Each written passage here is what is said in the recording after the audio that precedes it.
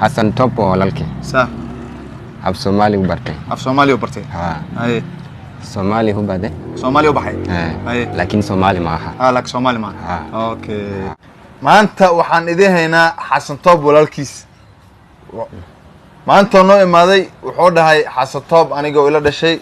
muddo dheer ayuu naga maqan yahay Xasan Toob Soomaali ma ahan dhahay muddo badan la yaabana waxaan leeyahay ninkan Xasan Toob maxaan ku dhahaa xaalkiisan muddo badan raadinay marka maanta waxaan soo ogaaday inuu Xasan Toob oo Soomaali ahayn oo Kenyan yahay oo luqadda Soomaaliga oo meesha maxaan ku Soomaali oo ku bartay walaalkiisa oo Kenyan oo jooga oo Soomaaliga luqadda Soomaaliga wax ka bartay marka asigana waa wareysan doonaa wax yar oo ka yaqaan Soomaaliga marka asigana waa wareysan doonaa doo ilaahay raad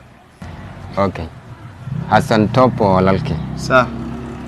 af Soomaali u bartay af Soomaali u bartay ay Soomaali u baday Soomaali u baxay laakiin